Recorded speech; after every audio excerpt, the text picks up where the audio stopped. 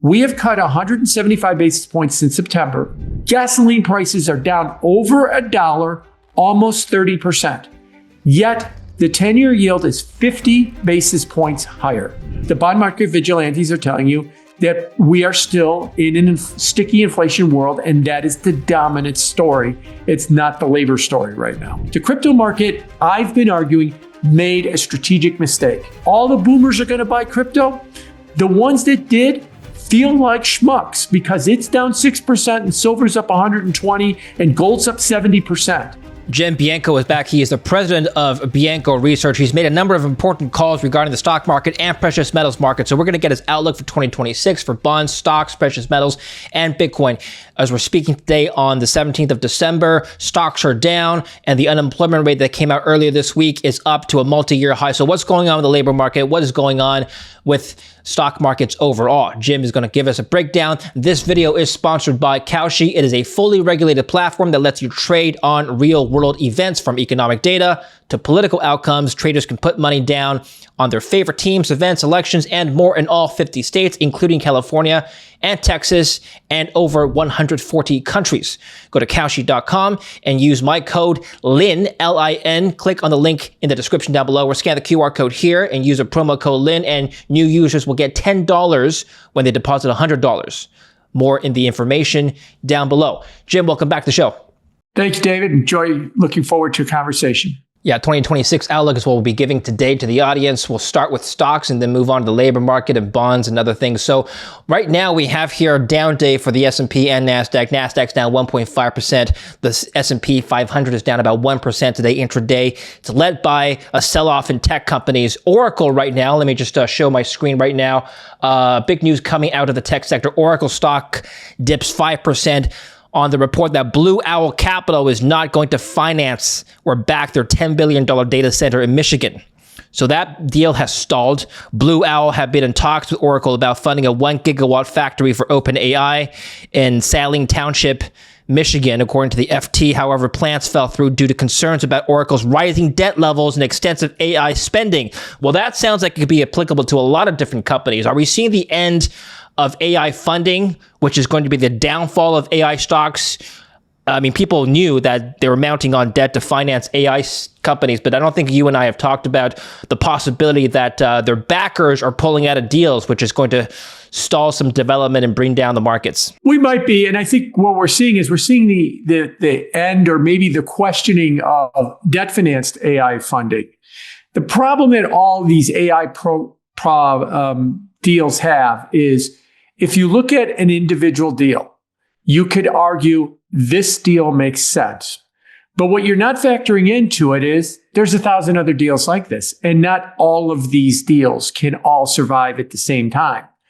And then you get some of the arguments like Sam Altman was trying to make. He's the head of OpenAI. Yes, they all can't survive, but my deal is special. It will be the survivor. Good luck to you. And now that argument is even starting to be fallen on wayside. And there's a fear of overbuilding. And the overbuilding is basically, am I going to get paid back? So what we're probably going to see is a collapse back to the concentration. Who's going to do the deals? Those who can self-fund them. Who are the ones that can self-fund them? All the multi-trillion-dollar companies that are doing this. And Oracle is not one of the multi-trillion-dollar companies right now. It's a large company, but it needs financing to do these deals. It can't self-fund them like a Meta or a Google or a Microsoft or any of those other companies. The fact that Oracle is down nearly 50% since its top in October, is that a leading indicator for the rest of the sector, or is that just stock specific, you think? I think for now it's stock specific because, like I said, a lot of these other deals I think can continue to at least self-fund or continue to fund. The OpenAIs, the Anthropics of the world, even though they might need financing, they'll probably get it. But for right now, what it does say to me is that we're very, very limited in who's going to be able to play in this space. If Oracle's having a trouble, and like I said, Microsoft and Google aren't, there's only a handful of players that are left that can do this. Just today, as I mentioned, the NASDAQ is down. NVIDIA is down about 3.5%. Tesla's down 4%. Well, what can we expect just for the Mag 7 going forward into 2026? What are the main drivers of valuation growth or decline, you think, into Q1? Yeah, I think, first of all, one short-term comment for you. Today's December 17th, the day we're recording. There's an old technician from the 1940s named Art Merrill. He was one of the giants. He founded the technical analysis department at Merrill Lynch at the time.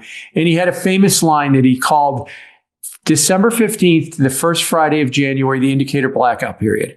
Whatever happens in this period with markets, be careful. They do things crazy in this period. And then you get to the middle of January and they undo it, or maybe they accelerate it. So if there's ever a time during the year that you want to look at market reactions and go, I wonder if that's real or if that's sustainable, this is the time to basically be worried about those market reactions, is right here between the middle of December and the first Friday of January. So it's a seasonal play, is what you're saying. Right. I mean, it can be. I mean, it doesn't mean that everything should be ignored, but you should have a little bit more of a skeptical eye on what the markets are doing right now. I thought the Santa Claus rally is what's driving sentiment right now into Christmas. People are expecting stocks to go up seasonally into Christmas. That's not happening? Sort of. I mean, the Santa Claus rally is kind of a bit of a myth, kind of like, selling May and go away. That statistically, those two things have not really played out in the past as much as everybody thinks they do, but we continue to, talk about that. Are you telling me Santa Claus is not real, Jim? That just ruined everything that I believed in so far. Okay. Well, hopefully there's no 5-year-olds on this podcast because I don't want to have to ruin it for them. Well, maybe they're watching. They're going to be future investors. Okay, let's move on to the labor market. The unemployment rate tipped up to 4.4%. That's, it's delayed obviously, but it is the highest level since a few years ago, I think 2021. And this is an interesting op-ed from investing.com. Stocks are living a lie as the labor market quietly contracts. Bitcoin just told us that the game is almost over. The employment data released today confirms what the headlines have been hiding. The U.S. labor market is deteriorating at a pace not seen since the COVID crash. And yet, the S&P 500 sits within 1.2% of its all-time high. This disconnect isn't a mystery, it's a mirage created by 7 companies. Well, we know this narrative, but how extensively important is this? I think we're missing something here. You're right that the stock market, and I might add the bond market, are ignoring what you're seeing in the labor market. A year ago, 14 months ago or so, we were producing 150 to 200,000 jobs a month. The 3-month average right now on overall jobs is 22,000. That has come down a lot. Every other time that's come down a lot, the stock market was already off between 15 and 20%. It made a new high last week. Bond yields were down substantially after that's happened. Bond yields are up after 7 rate cuts going back to September of 2024, 175 basis points. They're completely ignoring this. Now, before you scream, they're living in mirage land, like the op-ed said. Let me offer you a different interpretation. The biggest driver of payroll growth is population growth. If you don't have population growth, you're not going to have payroll growth. Last week, the Department of Homeland Security put out a press release and said 2.5 million people have been deported in 2025. 2 million self-deports, 500,000 ICE arrests. And the president has claimed that there's been 0 illegal immigration into the country in the last 6 months. 0. Are those overstated numbers? Maybe, but not by a lot. If you put those numbers into the calculations, we could be looking at 0 to negative population growth for only the second time in 250 years in the United States. Why does that matter? Because I would argue that the labor break-even rate, Wall Street likes to say it's around 30,000 to 50,000. I actually think it's closer to 0. I think that any positive number is good enough. If the last 3 months has been 22,000 jobs, good enough. The labor market is not deteriorating. It is in line with population growth. That's what bonds and stocks are telling you, why yields are not crashing through the floor, why the stock market's not correcting. This is the world we live in. We have no population growth. We have no fertility, very low fertility rates for natural population growth. We have no immigration. All we need is anything above zero, and we're okay. And that's what I think the markets are telling us. And this is the hardest thing for everybody to get their head around, is that these numbers are normal. And when you have anywhere near zero population growth, you're probably in a year going to get 5, 6, or 7 negative numbers. And you're going to get 5, 6, or 7 positive numbers. And we look at the negative payroll numbers and we freak out that this must mean we're in recession. Well, the market's not saying that, either bonds or stocks. Or perhaps yields are still relatively high because of inflation concerns. Jim? Yes, I think that in lieu of that argument, okay, you can explain it because of population growth, that there isn't any, that inflation dominates the story. Now, the Fed thinks it's the opposite. Don't worry about inflation. It will come down. We have to worry about labor. We have to keep cutting. I think it's the inverse. Don't worry about labor. It's about population growth. But inflation, we are going to approach in February. It's hard to believe this. February will be 6 years after the initial COVID lockdowns. 6 years. And we are still at least with the last inflation numbers we have, 3% inflation. We are not near 2% like the Fed has argued. We can't even get below 3 6 years later. We'll see what the numbers for December come out. There will be, November. There will be no October number when we get that released the day after we record. But nevertheless, the inflation numbers are staying sticky high. Why is that important? Well, if the long-run inflation rate is 3%, not 2%, what difference does it make? The Fed uses a measure called R-star. R-star is 1% above the inflation rate. That's 4. So what that means is that the neutral funds rate is 4. We're 3.5. We're already easy. We're at accommodative point. By the way, if the neutral funds rate is 4, that puts the 2-year neutral rate at around 4.5 and the 10-year a little over 5. All those interest rates are way below those neutral rates. If we're in a 3% world, we're accommodative. The market might be worried that we're overstimulating. Let me repeat that again with a new twist. We have cut 175 basis points since September, and since September of 24. And since September of 24, gasoline prices are down over $1, almost 30%. Yet the 10-year yield is 50 basis points higher. If I just told you two things, all I know is in the next 14 months, Fed's going to cut 175 basis points and gasoline prices are going to fall 30%. Normally a bond trader would say you could skip everything else, just buy bonds. They're going to rally huge. They went up 50 basis points. Why are they not falling? I think that the bond market vigilantes are telling you that we are still in a sticky inflation world, and that is the dominant story. It's not the labor story right now.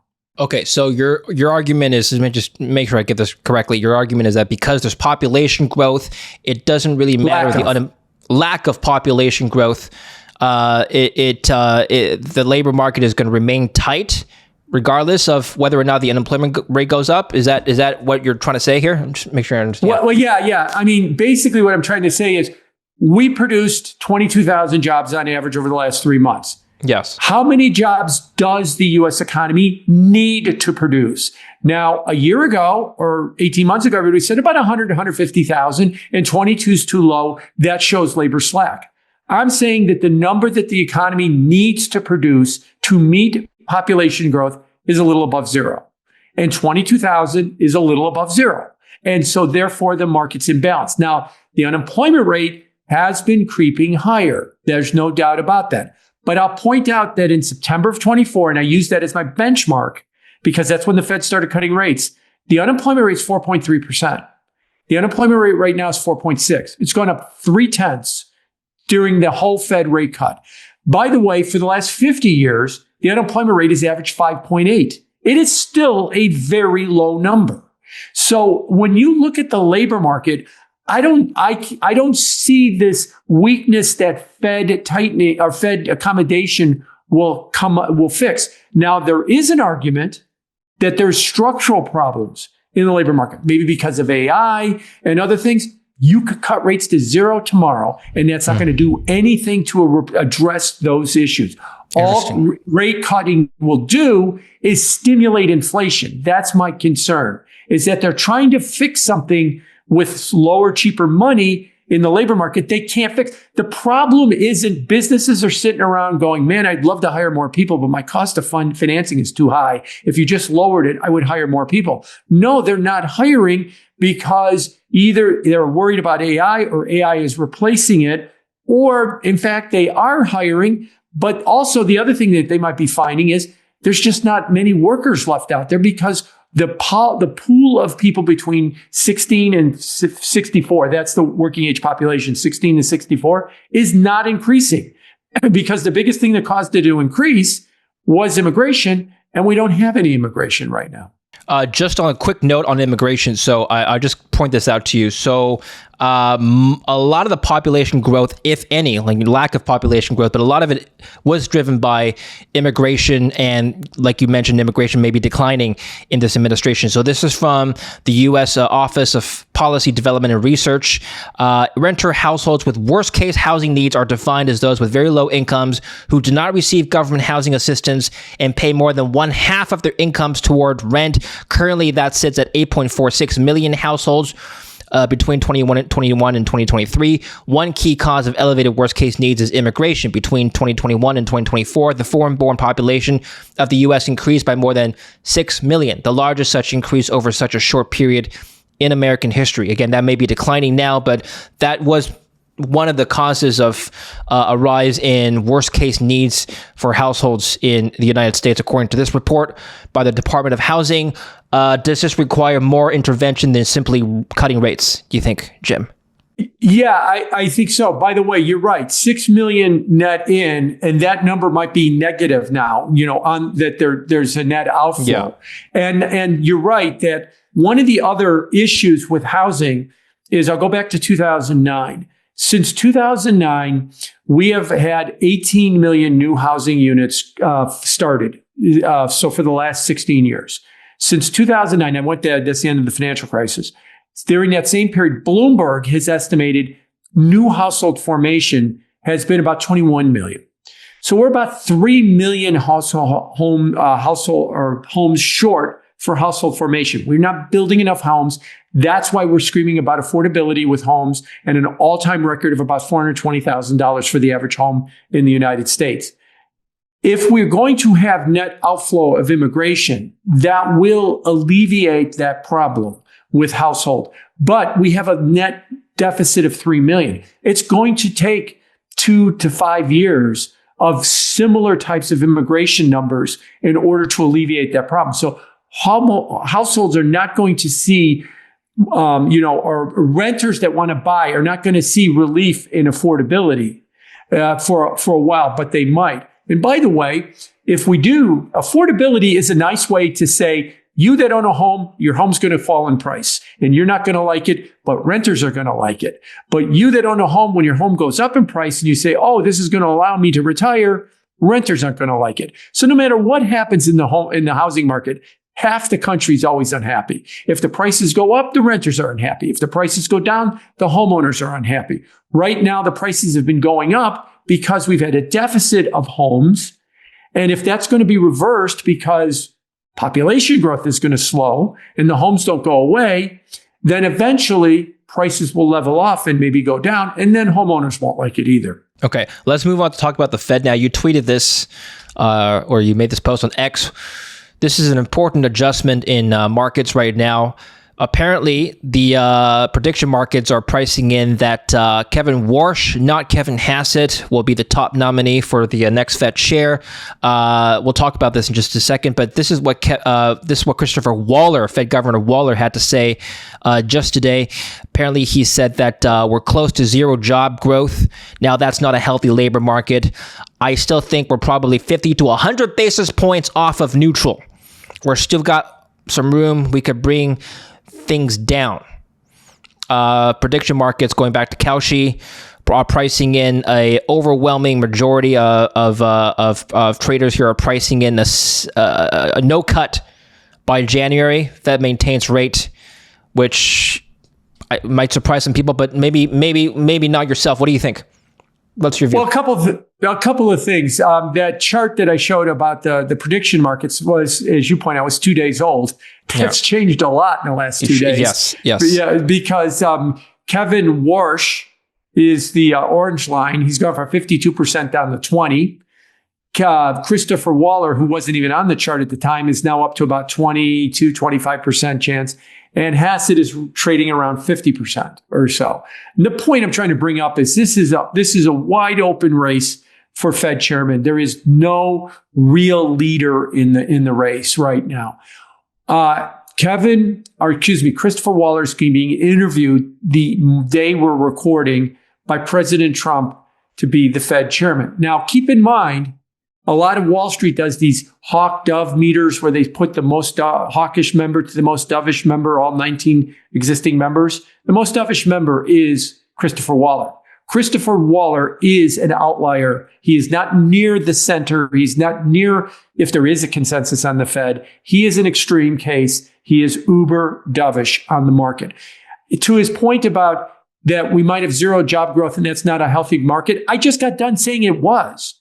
It is. You have to understand there's no job growth, Christopher Waller. And if there is no job growth, we don't need to create jobs. That's why the stock market and the bond market are not responding to the labor market, because they understand that. Now, to his point about it being 100 to 50 to 100 basis points, he's saying we need to go to 3% to 2.5% on the funds rate. The concern, I'll come back to what I said before. If you go to 2.5% on the funds rate and you're not addressing the jobs market, maybe because it doesn't need to be addressed, and you stimulate more inflation when the public is already seething mad about affordability, you have devastated this economy. It is a high risk move to do something like that. I need better explanations from him about how many jobs we should be making and what he thinks about population growth. And he gave a speech in October about population growth, and he said it's all bunk. It doesn't matter. And it was mind-blowing to me that he said that, because it is the primary driver of how many jobs we need. Every economist says it, except for the one that wants to ingratiate himself to Trump to be the Fed chairman. There, I just said it. I'm worried about his motives, about why he's saying these things. And I'll be curious, if he doesn't get the job, where he's going to be in 6 months when he starts talking about Fed policy. Probably dissenting. So, Exactly. Well, let me pull up CPI once more. So this is from Cauchy. 2.8% is 25%, 2.9%, 34%. So traders are hovering between 2.8 to 3%. Which is range bound next year. Now, what is your view on inflation? Let me just posit something to you, Jim. So, Fed Chair Powell, and you can comment on as to whether or not you agree with this, Fed Chair Powell straight up said at the last FOMC meeting that inflation was high because of tariffs. I'm paraphrasing somewhat, but he was pretty blunt about that. Now, let's suppose he's right, and I'll let you comment on whether or not he is right. If fiscal policy and trade policy were to blame for the higher inflation prints that we've been seeing, maybe going down to 2.5% of the Fed funds rate is not going to stimulate inflation because it doesn't matter. Maybe that's going to help with jobs and not make inflation worse. I'm just putting that out there. What do you think? Yeah, so a couple of things. He did say that. The specific quote he said at the press conference a week ago was, if you remove tariffs from the inflation statistics, you're running it around the low twos on inflation. There is no statistic of inflation ex tariffs. So it's something that the Fed invented. Now, I say that not saying, I'm sure it's right. I'm sure that they've got some methodology that said that. I went back and looked at the statistics. I have no idea how they came up with that. So I'd like them to show their homework on this one. Because what I see is the services inflation, which are largely not tariffs, is still running at around 3 to 3.4. I'm using CPI, somewhere in the low threes. It's coming down, but it's still in the low threes. And I see goods inflation going up, and that could be attributed to tariffs. But I don't see where he comes up with the idea that if you took tariffs out of the equation, we would be in the low twos. Like I said, he probably has a statistic, that shows that. I'd like to see how they invented that. But short of that, when I look at all the data that the CPI puts out, I can't come up with that. I still come up with a number that's in the high 2s to low 3s. And I'll mention again, 6 years after COVID, 5 years after they said it was going to be transitory. We're still nowhere near their long-term target of 2%. They've been telling us for 4 years, don't worry, in 12 months we'll be there. 4 years they've been telling us that. 4 years we haven't made any progress towards getting to that. 4 years they've been telling us on their dot plot, don't worry, the inflation rate's elevated this year, it'll go down next year, and in 2 years it'll be at 2%. They've been saying that for 4 years, and it hasn't happened yet. And the reason I would argue it hasn't happened is, I'll make this simple. Every time we have a recession or financial crisis, and we had both in 2020, the economics landscape changes. It changed. COVID shutdown restart was one of the biggest economic events of our lifetime. I have actually argued it might be bigger than the financial crisis of 2008. It broke the 40-year decline in inflation. It broke the 40-year bull market in bonds. Those eras are over. We are now in an elevated inflation world. We have been for 5 years. I think we're going to continue to be in an elevated inflation world. And those that keep telling us that we're going to go back to 2% a year or two have been wrong for 4 years. And I've been saying for 4 years, 2019 is not coming back. That is a different cycle. That is a different era. We're in the post-COVID economy, and the post-COVID economy has a much higher inflation rate. Does that imply a much higher 10-year yield? Yes, it does, because the 10-year yield is the chart you've got on the page. If you were to imagine a trend line on that chart, it is broken. We are going up. We have gone from 0 in August of 2020 to 5% by late 23 to the 4s right now. We've been consolidating a massive gain massive move up in interest rates. I think that over the next several years, interest rates are going to continue to trend higher because inflation, the primary driver, is not trending lower anymore. And as much as we want to stand on our head and talk about OER and talk about tariffs and try and explain it away for other things, then it's getting very hard, because I could flip the argument around and I could flip the argument around. Let me go back. Gasoline prices have fallen 30%, and we still can't get the inflation rate under 3%. Gasoline prices are at a 4.5-year low nationally today, and we still can't get the inflation rate under 3%. You're talking about gas prices at the pump or crude oil? Yes. The national average for gasoline prices at the pump is $2.91, according to AAA, as of this morning. The last time we were at $2.91 average was early 2021. And yet that alone, like I said earlier, if I told a bond trader, here's 2 pieces of information. Over the next 14 months, the Fed will cut 175 basis points and gas prices will go down over $1 or about 30%. Fine. You can keep all the rest of your statistics. Buy bonds are going to rally. They didn't. They didn't because something else is overriding those 2 stories. And that something else, I think, is inflation. So what I would argue is you've got 3% inflation with a collapse in gas prices, and you still cannot get under 3%. Now, if gas prices go up, it's going to offset everything that the Fed is arguing about tariffs and about OER and everything else. Gasoline prices, even though they're about 3 or 4%, they're enormously volatile, and they're a big, big driver of year-over-year or month-to-month inflation. So if you are, I guess, long-term bearish on treasuries, long-dated treasuries, are you shifting then your stance to more risk-on? Bitcoin, for example, are you bullish on Bitcoin then because of what we talked about? No, Bitcoin's a different story altogether. But yes, I am long-term worried about the yields going up. And I think that they will. Now, they haven't for the last year or so, and I wouldn't be surprised if over the next several months they continue to trade sideways. But I think the next big move in yields is going to be higher, unless you tell me an exogenous event is going to come along and we're going to wake up one morning and go, okay, we just changed everything. Big red headline that says, that we're not going to sink in the recession.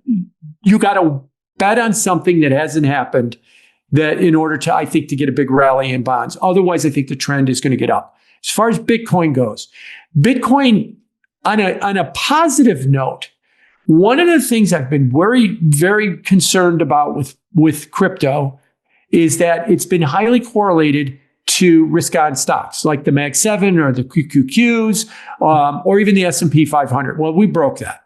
But for the crypto crowd, we broke that in the wrong way, right? Crypto's falling as stocks continue to move up.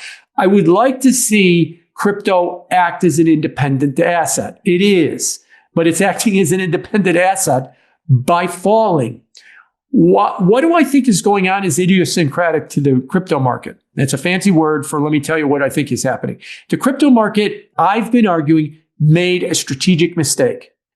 They saddled up to the administration, passed the Genius Act, want to get, more. They want the Clarity Act to pass. They want approval from the Federal Reserve, the U.S. Treasury, the federal government in order to be an accepted asset. And they hope to get adoption from, the TradFi, the traditional finance community, to buy it. That it was and is a mistake. Crypto is an alternative. It is a disruptor. It is supposed to be something different. Travis Kalanick, which was the creator of Uber, when he had an opportunity early on to sell Uber out to Yellow or to Checker Taxi, why would I want to sell to them? I want to take their business away from them. Crypto should not be saying, Jay Powell likes us, in that they've got a committee at the Fed, headed by Chris Waller, by the way, that is looking into crypto and been saying very nice things. The president loves us. He's issued a meme coin. We've passed the Genius Act. What they should be doing is saying, JP Morgan and the Fed is not my friend. I want to take their business away from them by creating an alternative. When they were arguing that, I think is when you saw the potential of crypto. This is what happens with it. It goes up a lot. It kind of loses its way, and then it has to right the ship. You are an alternative. You being crypto, you being Bitcoin. You are an alternative. You are not waiting for the Treasury or the president or the Fed's approval. You're going to build something different. And if they don't adapt to you, you will consume them, not allow them to consume you. That's what I think the problem is with crypto. They've lost their way. Now that they've struggled, their biggest argument was adoption. All the boomers are going to buy crypto. The ones that did feel like schmucks because it's down 6% and silver's up 120 and gold's up 70%. And I still see my crypto friends saying, oh, but, Vanguard just in the last couple of weeks said that you can buy crypto on the platform. Morgan Stanley has now approved it for the wealth managers. I can imagine that conversation. Hey, Mr. Customer, you got good news for you. You can now buy the worst performing asset that we have. We missed the 120% move on silver, but you definitely want to now buy a minus 6% year to date Bitcoin.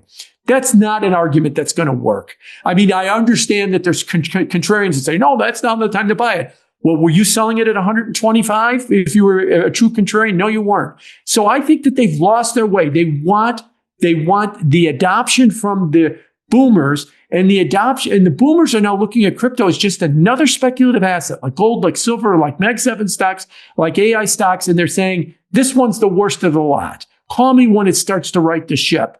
And this is the problem. If they were making an argument, we're building something different. We're building something unique. We're building the next financial system. Join us as we go into the next financial system. That would be a different argument. But they lost that argument by saying, we want the Genius Act. We want the Clarity Act. We want approval from the president. We want to be part of the system. We don't want to be something new. There's also the conversation that large institutions like BlackRock, look at this title, Larry Fink and Rob Goldstein now, on how tokenization could transform finance. They want to tokenize billions of dollars, potentially even trillions the next 10 years of real world assets and securities onto the blockchain. That will necessitate people adopting Solana, XRP, so on and so forth. That's one argument. You don't buy it? I buy that argument completely, that tokenization can transform finance. But Larry Fink's not going to do it. Larry Fink is not going to do it. This would be the same argument as Yellow and Checker are going to put together a ride hailing app that's going to transform the way that you the way you get a taxi.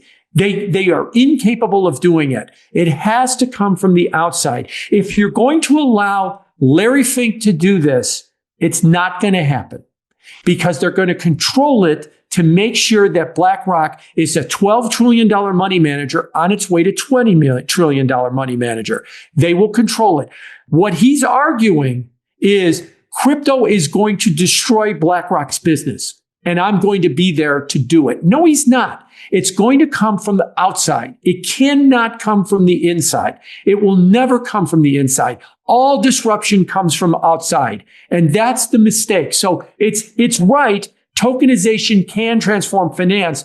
But if you think that it's going to be Larry Fink and Jamie Dimon and the Federal Reserve and the Treasury Secretary architecting this transformative change, you're fooling yourself. They're just not going to do it. They're going to make platitudes that they're going to do it, but they're just going to control it in such a way that the old guard will never lose their position. So just finishing off on Bitcoin and crypto, what is then your outlook for Bitcoin and the rest of the crypto market? One, do you see Bitcoin dominance rising? And two, what is the adoption case, if any? What is the adoption narrative for the retail crowd at this moment? If we're not going to rely on Larry Fink and Jamie Dimon to help us, on ramp into traditional finance, what then is the adoption narrative for the retail crowd? So a couple of things. I think that I'm going to speak to the maxis right now, the Bitcoin maxis. And I'll be blunt. Stop shitting on Ethereum. They're your potential savior. You are saddling up to JP Morgan and the Federal Reserve by saying that they're making you legitimate so that you can get adoption. What you need to do is create the new financial system. You are a cornerstone with Bitcoin of the financial system. Ethereum has decentralized finance. And you can build that system that way to move forward with it. What happens with crypto is they do that. We're going to build, and then they lose their way because the speculative juices take over, and then they have a winter. We had one in 22. We had one in 21. We really, DeFi came into being in 2020, 2021.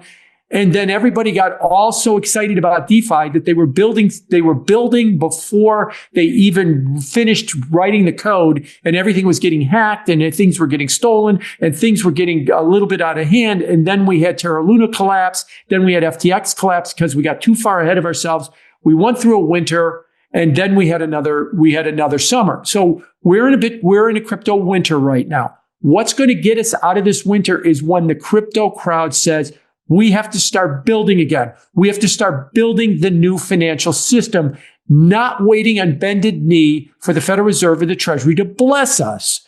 We need to build a better mousetrap than they currently have right now. Then crypto will get out of this winter. Yes, I think that over the next several years, crypto has the potential to do that. Bitcoin has the potential to go to $1 million. But first, we got to get our minds right. And unfortunately, getting our minds right means some pain with lower prices to stop with this current argument that the president likes us, the Treasury Secretary likes us, and therefore we're going to wait for all of the boomers to call up their broker or go onto their online brokerage accounts with Vanguard and put 5% of their money into Bitcoin. That game is over. They're going to want to buy you because you're the next great thing, not because you've been blessed by the Treasury and the Federal Reserve. That's where I think we're going to have to go. And unfortunately, that winter is going to have to break us of that mentality and get us back to building and get us back to building a better mousetrap, get us back to a tokenization world that doesn't require Larry Fink to control it. Okay, let's finish off on precious metals. You made a pretty good call on precious metals. Let's finish off here. You came on the show with me 2 months ago, early October, mid-October, right before silver hit 50. You said if it hits 50, it sustains that level. We're heading towards 70, 75. That's exactly what it's doing now. It hasn't hit 70 yet, hasn't hit 75, but your trajectory is spot on at 66.40. And let me just pull out and show you a longer term chart here. What does that chart look like to you? That looks like a breakout. And that chart looks like something that I think over the next short term being the next, 3, 6, 12 months at most, because that's a 50-year chart we're looking at, is going to continue to go higher. Keep in mind that the precious metal markets are not very big. When you put them aside to the stock and bond markets, they're 3, 4, 5% the size. There's been tremendous buying for precious metals coming out of Asia. Asia's where all the buying has been taking place. The buying has not been coming from the United States, people on the Robinhood accounts, jumping on and buying silver. Yeah, there's been some degen buying that's been going on with that, but that's not the primary driver of it. It's Asia, and it's China in particular that is the primary driver. The Chinese economy is in deep trouble. I am a big China bear right now. I think that China it's not getting better. It's getting worse. I think that there's hundreds of millions of people in China that know this. They're trying to figure out how to protect themselves. And they're coming to the idea that precious metals is the way to protect themselves. Even the central bank is buying it because of their trade war with the United States. They want to try and de-emphasize the dollar, and they're buying more precious metals. That will continue. And these prices of gold and silver will continue to go higher. But it's all about what's happening in China. And right now, like I said, I don't see that changing, at least for maybe the next several months beyond that. Okay. Final question before we go. Your highest conviction bull or bear assets for 2026? As far as conviction, I'm going to answer the question a little differently, but along the same lines. I've been arguing we are in a 4, 5, 6 world right now. That cash will return you 4, bonds will return you 5, and stocks will roughly return you 6. Not this year or next year, but over the next several years. I say that for 2 reasons. One, we need to temper our expectations. We're used to this whole idea stocks go up 20% every year.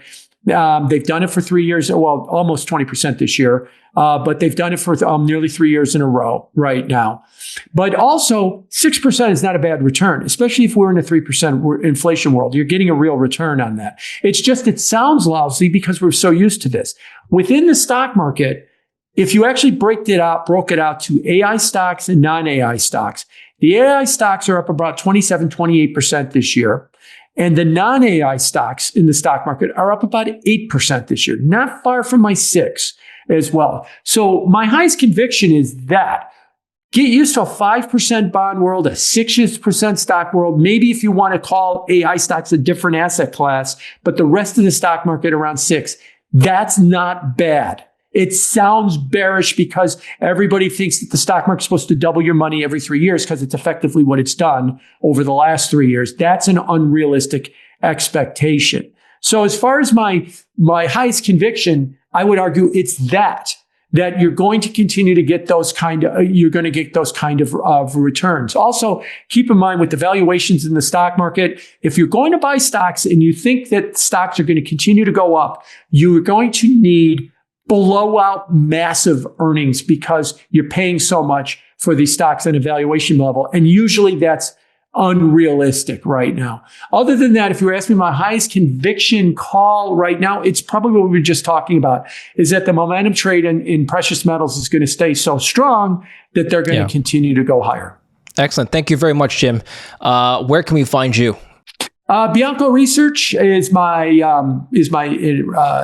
research company. So it's biancoresearch.com, at Bianco Research on Twitter X, at Bianco Research on YouTube, at Bianco Research on LinkedIn, or my name, Jim Bianco.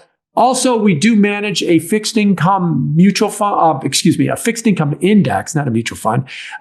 It's called the Bianco Research Total Return Index. You can find out about it at Bianco Advisors.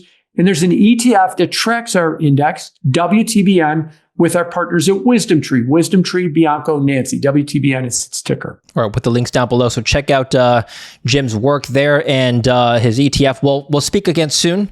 Jim, I thank you for all your contributions to this channel in 2025. I look forward to more in 2026. Have a great, happy new year and happy holidays to you. Thank you. And I enjoyed our conversations this year and look forward to continuing on. Happy holidays to everybody. And thank you for watching. Don't forget to like and subscribe and follow Jim in the links down below. And don't forget to use my promo code LIN, L-I-N, when you sign up to Kalshi. Links down below, or use the QR code here and scan. Once again, new users will get $10 when they deposit $100 using my promo code LIN.